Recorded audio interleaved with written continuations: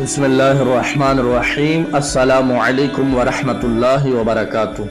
حضرت جیش بن خالد سے مروی ہے کہ جب حضور اکرم صلی اللہ علیہ وسلم حضرت سیدنا ابو بکر صدیق رضی اللہ تعالی عنہ کے ساتھ ان کے غلام عامر بن فہیرہ رضی اللہ تعالی عنہ اور ان کو راستہ بتانے والے لیثی عبداللہ بن عریقت مکہ سے مدینہ کی طرف ہجرت کی غرض سے نکلے تو وہ ام معبد خزاعیہ کے 2 خیموں کے پاس سے گزرے۔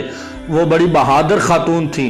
وہ اپنے خیمے کے آگے میدان میں چادر اوڑھ کر بیٹھی تھیں اور لوگوں کو کھلاتی پلاتی تھیں۔ ان حضرات نے ان سے کھجور یا گوشت دریافت کیا، ان سے خریدی، مگر ان میں سے کوئی چیز بھی ام معبد کے پاس موجود نہ تھی۔ ان لوگوں کا زاد راہ ختم ہو چکا تھا اور قحط کی حالت میں تھے۔ حضور اکرم صلی اللہ تعالی علیہ وسلم نے خیمہ کے کونے میں ایک بھیڑ دیکھی۔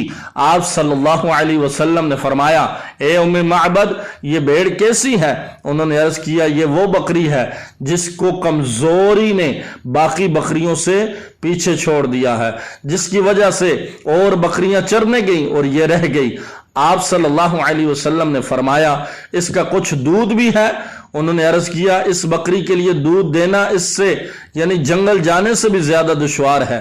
آپ صلی اللہ علیہ وسلم نے فرمایا، کیا تم مجھے اجازت دیتی ہو کہ میں اس کا دودھ دو دوں؟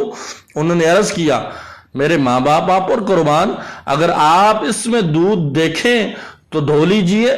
آپ صلی اللہ علیہ وسلم نے بسم اللہ پڑھ کر ہاتھ پھیرا اور فرمایا، اے اللہ، ام معبد کو ان کی بکریوں میں برکت دے۔ اس بکری نے ٹانگیں پھیلا دی، کثرت سے دودھ دیا اور فرما بردار ہو گئی۔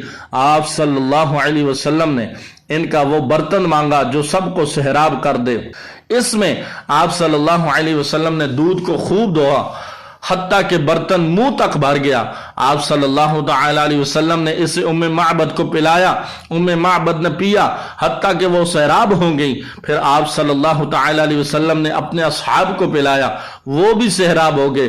سب سے آخر میں حضور اکرم صلی اللہ تعالی علیہ وسلم نے بھی نوش فرمایا کہ قوم کے ساقی کو سب سے آخر میں پینا چاہیے۔ سب نے ایک بار پینے کے بعد دوبارہ پیا اور خوب سیر ہو گئے۔